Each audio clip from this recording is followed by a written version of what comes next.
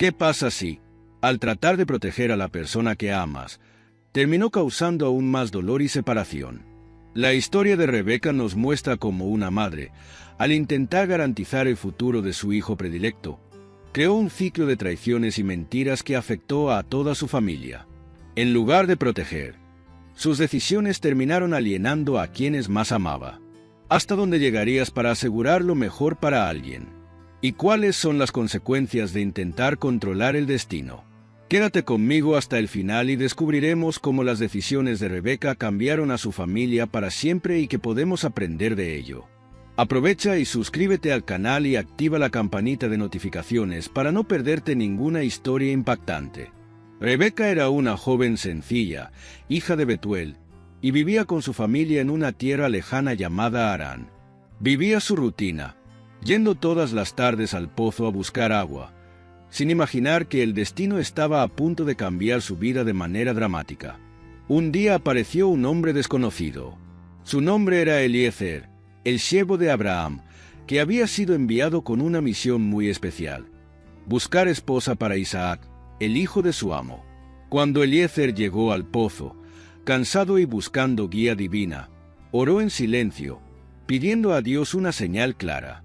Quería que la mujer que le ofreciera agua a él y a sus camellos fuera la elegida por Dios para Isaac.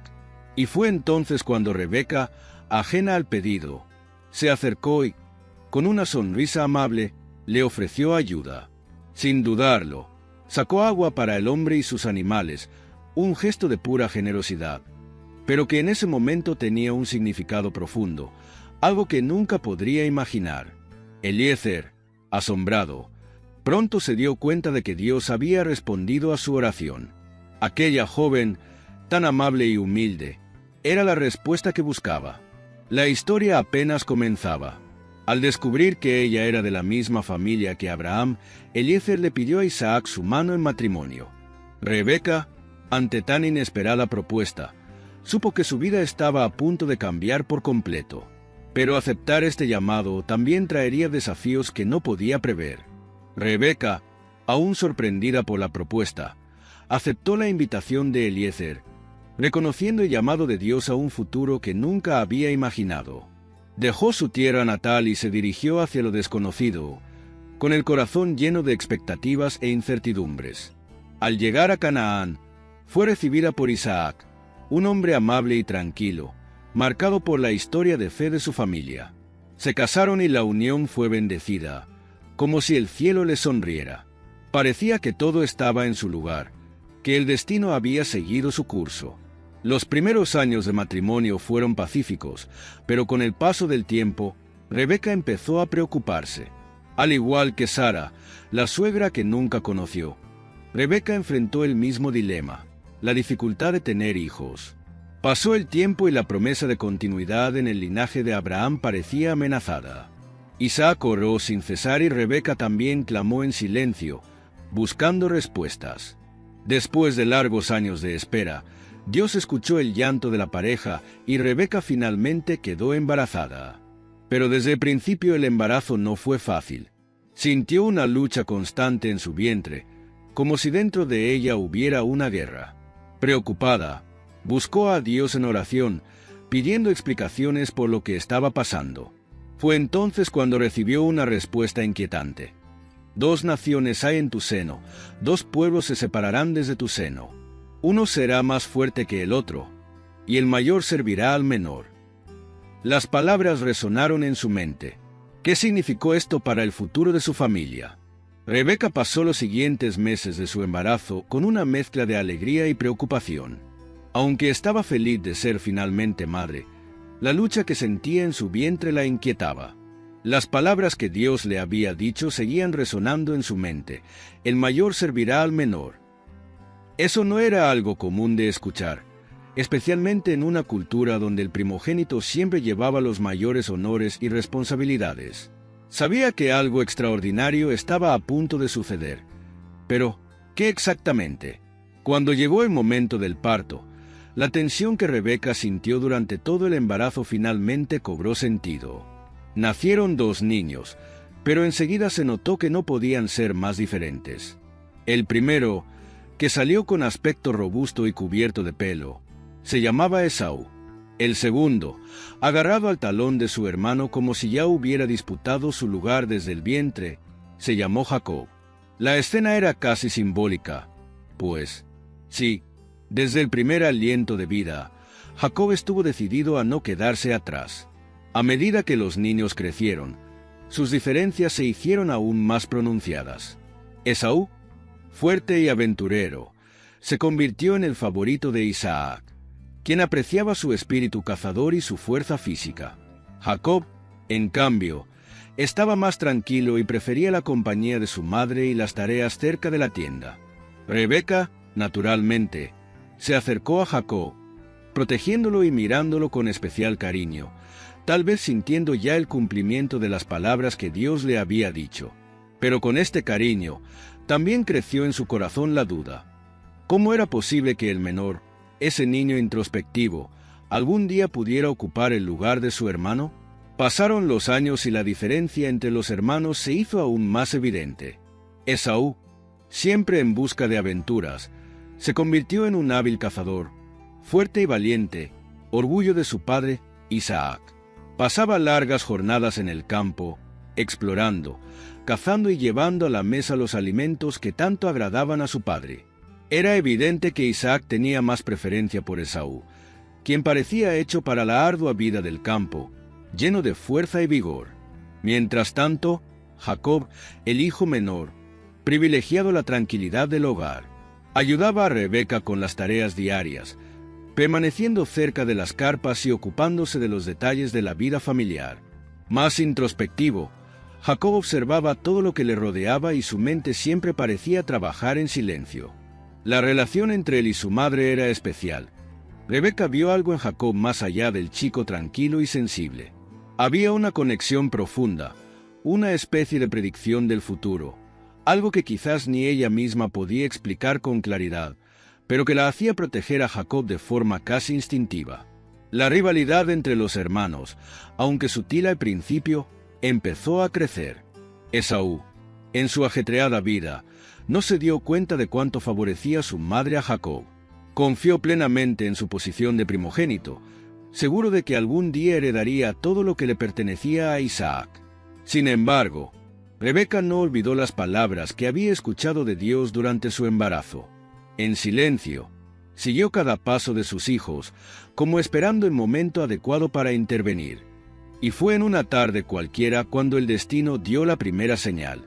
Esaú regresó del campo después de otro largo y agotador día de caza.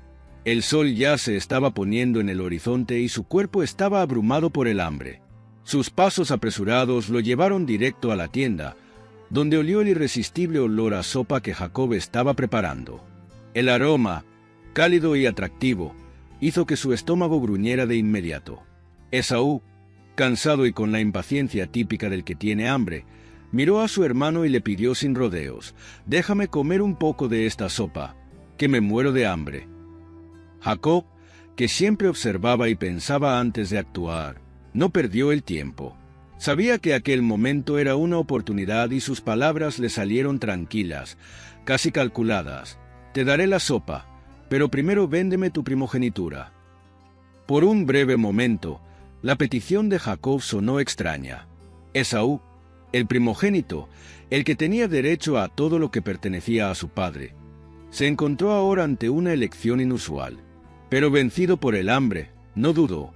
En su mente, ¿de qué valía su primogenitura si en ese momento sentía que se iba a desmayar de hambre? Y así, sin pensarlo dos veces, Esaú juró y vendió su derecho a su hermano menor por un simple plato de lentejas. Mientras Esaú devoraba la sopa, apenas se dio cuenta de la importancia de lo que acababa de suceder. Descartó algo que, por tradición, no era negociable. Jacob, por otra parte, sabía que este acuerdo era más que un simple intercambio de alimentos. Las palabras de Dios, escuchadas por Rebeca hace tanto tiempo, comenzaron a cumplirse. Pero eso fue solo el comienzo de un camino lleno de engaños. Pasó el tiempo y la promesa hecha por Esaú a cambio de un plato de lentejas parecía olvidada, sepultada bajo la rutina de la vida. Sin embargo, Algo estaba a punto de suceder que reavivaría toda la tensión entre los hermanos. Isaac, ahora viejo y casi ciego, sabía que su fin se acercaba. Sintiendo el peso de la edad y el debilitamiento de su cuerpo, tomó una decisión que cambiaría el destino de su familia para siempre. Era hora de bendecir a su primogénito, Esaú. En la tradición de aquella época, la bendición del padre tenía un valor incalculable. No solo aseguraba la continuidad del linaje, sino que también transfería autoridad y prosperidad al hijo elegido. Esaú, sin imaginar lo que le esperaba, fue llamado por Isaac. «Hijo mío», dijo el viejo patriarca, «ve al campo, cázame un animal, prepárame una comida sabrosa y tráemela para comer. Entonces te daré mi bendición antes de morir». Pero Rebeca, siempre atenta y todavía marcada por la profecía de Dios, escuchó la conversación, y en ese momento, un plan audaz comenzó a gestarse en su mente. Sabía que Esaú era el favorito de Isaac, pero también sabía que Jacob, su hijo menor, era el destinado por Dios a liderar. La bendición del padre no pudo llegar a Esaú. Rebeca, sin dudarlo, llamó a Jacob y, con mirada firme, le compartió su plan. «Ve al rebaño, elige 2 de las mejores cabras. Yo las prepararé como le gusta a tu padre. Y tú, vestida con la ropa de Esaú, irás a él para recibir la bendición en su lugar». Jacob, asombrado por lo que le proponía su madre, vaciló. Pero Rebeca no tenía dudas, y el momento del mayor engaño estaba por llegar. El silencio dentro de la tienda parecía más pesado con cada segundo que pasaba. Jacob, vestido con la ropa de Esaú y cubierto con pieles de cabra, esperó la reacción de su padre. Isaac, a pesar de su ceguera, todavía sentía que algo no estaba del todo bien. Extendió una mano temblorosa y tocó a Jacob. La aspereza del vello de su brazo hizo que el viejo patriarca se relajara un poco. «La voz es de Jacob, pero las manos son de Esaú», murmuró, todavía desconfiado. Jacob contuvo la respiración. Cada pregunta, cada toque de su padre lo hacía temblar por dentro. Pero su madre había sido clara. La bendición debe ser suya, cueste lo que cueste. Isaac, aún desconfiado, se acercó a su hijo y lo olió. El olor de la ropa de Esaú disipó sus últimas dudas, y sonrió suavemente, convencido de que el hijo que tenía delante era realmente el primogénito que tanto amaba. Entonces Isaac comió la carne preparada por Rebeca, y después de la comida extendió su mano sobre Jacob y comenzó a pronunciar la bendición. Bendición que había de ser el destino de Esaú, que Dios te dé. De rocío de los cielos y de las riquezas de la tierra, abundancia de trigo y de vino. Que los pueblos te sirvan, y las naciones se inclinen ante ti. Sé señor de tus hermanos, y los hijos de tu madre se inclinarán ante ti. Con estas palabras, el destino de Jacob quedó sellado. Le fue otorgada la bendición que prometía prosperidad, dominio y poder. Jacob apenas había salido de la tienda de Isaac cuando el sonido de los fuertes pasos de Esaú comenzó a resonar por todo el campamento. Venía de cazar, exhausto pero satisfecho. La caza había sido un éxito y ahora estaba ansioso por preparar el plato favorito de su padre y recibir finalmente la tan esperada bendición. Sin sospechar nada, Esaú entró en la tienda de Isaac con una sonrisa confiada en el rostro y dijo: «Padre, levántate y come la caza que te traje, para que me bendigas». Isaac, al escuchar esa voz familiar, quedó confundido. «¿Quién eres?», preguntó, con la voz entrecortada.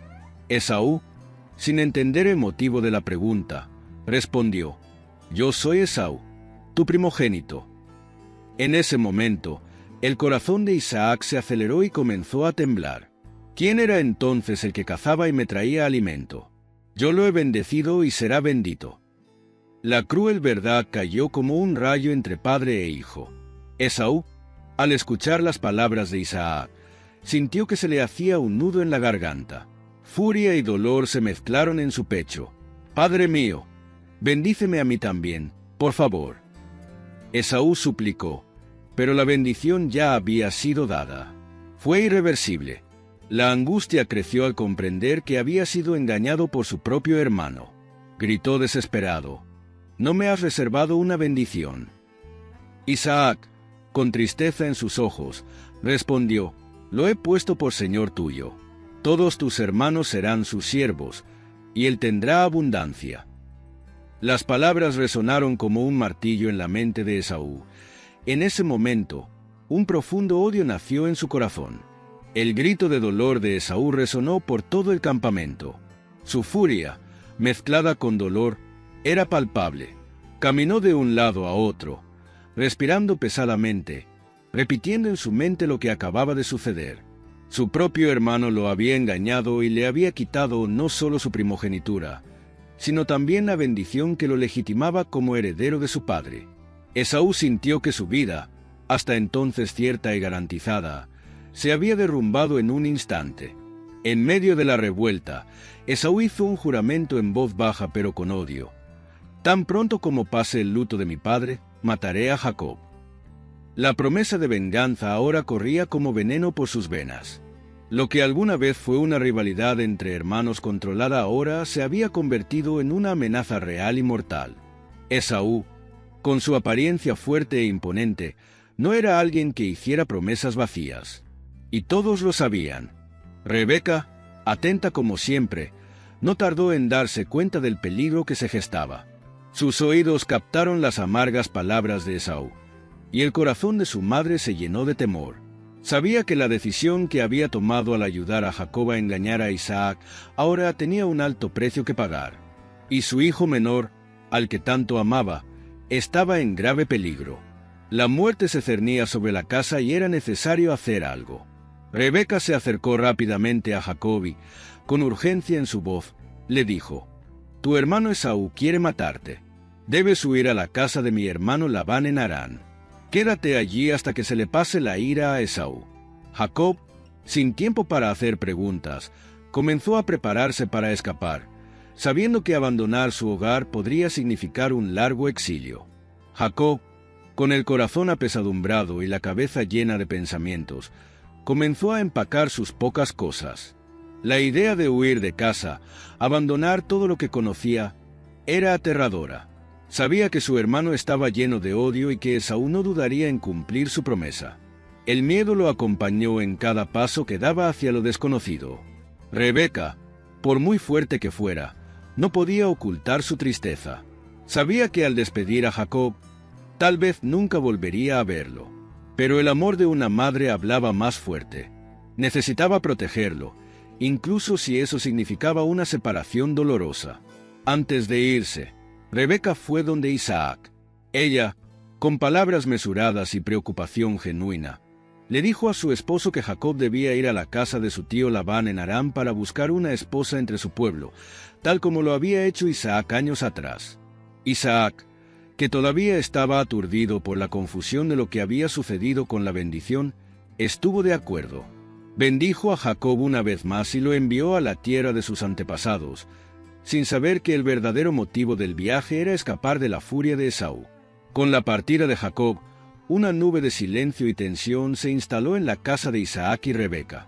Jacob, ahora solo, caminó hacia lo desconocido, sabiendo que su viaje apenas comenzaba. Cada paso parecía más pesado que el anterior y el anhelo de volver a casa empezaba a hacer efecto. Pero sabía que no tenía elección. Esaú, en su ira, era una amenaza real y la única forma de sobrevivir era alejarse lo más posible. Después de días de viaje, Jacob finalmente llegó a la tierra de su tío Labán. La fatiga marcó su rostro, pero el alivio de haber dejado atrás a Esaú lo impulsó a seguir adelante. Cuando conoció a Labán, lo recibieron calurosamente, como parte de la familia. Labán, un hombre de palabras suaves y ojos astutos, parecía feliz de volver a ver a su sobrino, pero en el fondo había algo más. Jacob, por su parte, no tenía idea de que estaba a punto de encontrarse con una realidad muy distinta a la que esperaba. Jacob pronto quedó encantado con Raquel, la hermosa hija menor de Labán. Desde el primer momento que la vio supo que quería casarse con ella. El deseo de empezar una nueva vida con ella crecía cada día. Y Jacob, con la sinceridad que le quedaba, le propuso a Labán trabajar 7 años a cambio de la mano de Raquel. Labán aceptó de buena gana, pero en sus pensamientos ya estaba tramando un plan diferente. Los 7 años pasaron volando para Jacob, quien cada día veía crecer su amor por Raquel. Para él el tiempo pareció en resumen, porque su corazón estaba lleno de expectativas de un futuro feliz con ella. Sin embargo, la noche de la boda, lo que parecía ser el comienzo de una nueva etapa en su vida, dio un giro inesperado. Cuando Jacob, ya casado y en la oscuridad de la tienda nupcial, descubrió que la mujer que estaba a su lado no era Raquel, sino Lea, su hermana mayor, el shock fue inmenso. Labán, con su habilidad para manipular situaciones, justificó el error diciendo que era costumbre en su tierra casarse primero con la hija mayor.